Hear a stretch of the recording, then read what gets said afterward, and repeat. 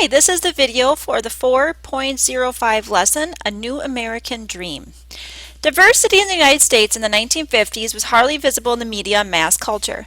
Pressures to conform to a narrow middle-class standard of how to look, how to act, and how to spend one's time, and what to believe made everyone on TV appear the same.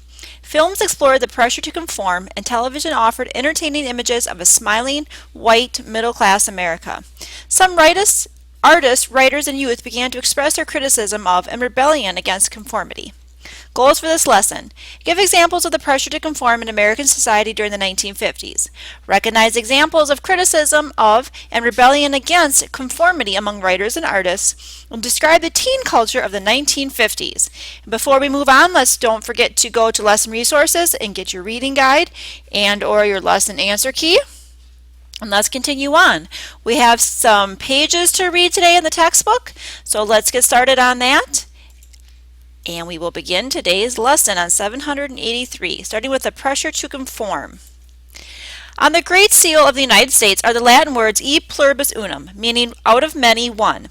In the 1950s, the many included a complex patchwork of social groups: Catholics, Protestants, Jews, Muslims, African Americans, Mexican Americans, Italian Americans, and more. This diverse social fabric, however, was not visible in the media or mass culture of the 1950s, when pressures abounded to conform to a narrow middle-class standard of how to look, how to act, and how to spend one's time and what to believe. In this era of Cold War tensions and McCarthyite suspicions, to be different could be risky. Any questioning of America's policies or actions could raise suspicions that one might be a communist sympathizer.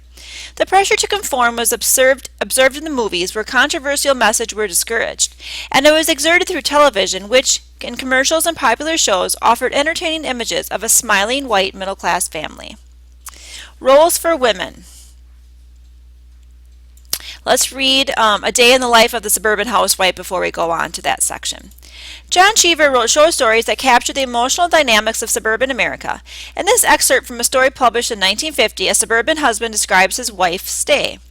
She gets up at 7 and turns the radio on. After she is dressed and rouses the children and cooks the breakfast, our son has to be walked to school bus at 8 o'clock. When Ethel returns from this trip, Carol's hair has to be braided. I leave the house at 8:30, but I know that every move that Ethel makes for the rest of the day will be determined by the housework, the cooking, the shopping, and the demands of the children. I know that on Tuesdays and Thursdays she will be at the A&P around 11 and noon, and that at every clear afternoon she'll be on a certain bench in a playground from 3 until 5, that she cleans the house on Mondays, Wednesdays, and Fridays, and polishes the silver when it rains. When I return at 6, she is usually cleaning the vegetables or making some other preparation for dinner.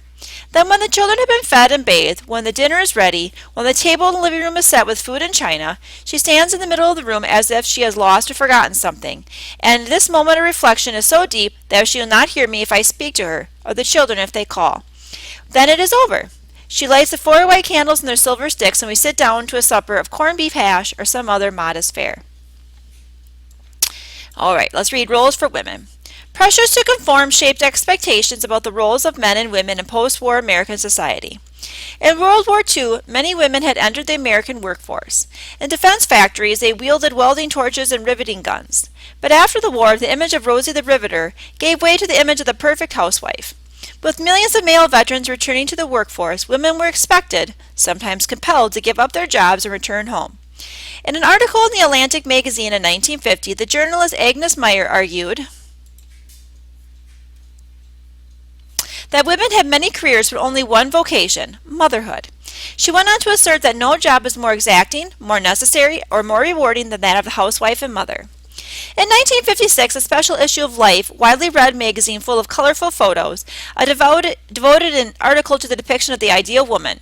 She is, said the magazine, a 32-year-old pretty and popular suburban housewife, mother of 4, who had married at age 16, an excellent wife, mother, hostess, volunteer, and home manager who makes her own clothes, hosts dozens of dinner parties each year, sings in the church choir, works for the school PTA and Campfire Girls, and is devoted to her husband. In her daily round, she attends club or charity meetings, drives the children to school, does the weekly grocery shopping, makes ceramics, and is planning to study French. Television, movie, and advertising reinforced conformity to this domestic ideal of the perfect middle-class housewife. While many women did aspire to fill the role, many had to work outside the home as well. Many middle-class women took jobs to help the family pay for the mortgage, cars, or other expenses. Most working-class women had no choice but to work. From 1940 to 1960, the number of working mothers increased from 1.5 to 6.6 million. No longer welcomed in the factories, women mostly took lower-paying secretarial and clerical jobs with little opportunity for advancement. The organization man. If the middle-class woman's role in the 1950s was the perfect housewife, the middle-class man's role was captured in the title of a best-selling 1955 novel by Sloan Wilson, The Man in the Gray Flannel Suit. When the novel was published for the first time in America's history, blue-collar workers were outnumbered by white-collar workers, men who wore suits to their jobs in offices, that is. Increasingly, those workers were employed by huge corporations. In 1956, William H. White published The Organization Man, in which he warned that corporations, with their emphasis on bureaucracy and conformity, were producing workers incapable of independent thought and too eager to please authority. The bold entrepreneurial spirit, said White, had given way to the modest aspirations of organization men who lower their sights to achieve a good job with adequate pay and proper pension in a nice house in a pleasant community populated with people nearly alike as themselves as possible. And here's a picture. Similarly suited organization men commute to their white-collar office jobs. The resurgence of religion. President Dwight Eisenhower told his countrymen in 1954, "Our government makes no sense unless it is founded on a deeply felt religious faith, and I don't care what it is." In middle-class suburbs, church and synagogue congregations grew rapidly in the 1950s. Church membership in the United States rose steadily from 49% of the population in 1940 to 69% of the population by the end of the 50s. While Americans widely embraced religion during the 50s, their motivation for doing so were mixed. Because the Soviet Union was officially an atheist state, many Americans came to see the assertion of religious faith as the strongest bulwark against godless communism. One of the most popular movies of the time was the 1956 biblical epic The Ten Commandments from the vigorously anti-communist dictator Cecil B. DeMille. President Eisenhower, blurring the line between church and state, plainly stated, "Without God, there could be no American form of government, nor an American way of life." In 1954, Congress revised the Pledge of Allegiance to add the phrase "under God" after the words "one nation." A senator explained the revision was important because it highlights one of the real fundamental differences between the free world and the communist world. In 1956, Congress adopted "In God We Trust," which had appeared on coins since the Civil War as the nation's official motto. Faith through the mass media. Oh, let's read here this little excerpt, Atheism in the Soviet Union. Karl Marx, co-author of the Communist Manifesto, described religion as the opium of the people. In his view, religion, like a drug, offered people an escape from the struggles and challenges of life. When Lenin seized power in the 1917 Russian Revolution, he interpreted Marx's ideas as imperative to suppress religion. Lenin's government imprisoned many clergymen and sentenced some to death. It outlawed religious instruction for children. The Communist Party adopted atheism, the belief that there is no God, as an official policy. Lenin demanded complete loyalty to the state. In the Soviet Union, as he molded it, there was no room for faith in God or freedom of religion. Okay, now let's go to faith through the mass media. In the religious revival of the 1950s, certain figures made use of the mass media to spread their messages. They attracted huge followings that crossed denominational lines. Bishop Fulton J. Sheen hosted an immensely popular television show, Life is Worth Living. The show ran from 1951 to 57 and drew millions of viewers each week. Sheen's message, mixing traditional Christian values with anti-communism, appealed to both Catholics and non-Catholics alike. Sheen's popularity was one indicator that Catholics, long the focus of violent opposition in America, were gradually becoming part of the religious mainstream. In 1952, the Reverend Norman Vincent Peale published a book that became an overwhelming bestseller, The Power of Positive Thinking. In this book and on his popular radio show, Peale turned religion into a form of upbeat self-help and an affirmation of American capitalism. "Believe in yourself," urged Peale. "Have faith in your abilities." To become a more popular, esteemed, and well-liked individual, he advised that it was simply necessary to flush out all depressing, negative, and tired thoughts. As the title of another of his best-selling books proclaimed, "You can if you think you can."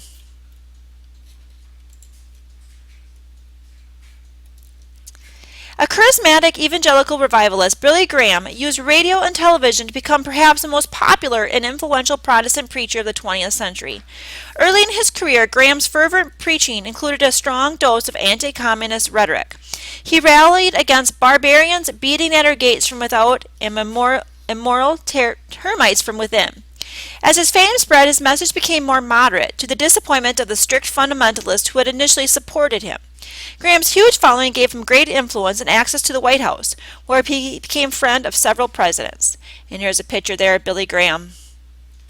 I even remember when they would have on TV, Billy Graham would have his crusades. They would publicize them and have them on TV every couple times a year. And Billy Graham himself is dead now, but his son, Frank Graham, is continuing in his footsteps. Critics of affluence and conformity. The conformity and comfortable prosperity of the 1950s worried some observers. In The Affluent Society, 1958, the economist John Kenneth Galbraith questioned what he called the conventional wisdom in economic thinking. Galbraith argued that American business churned out products to meet the consumer demand artificially generated by advertising.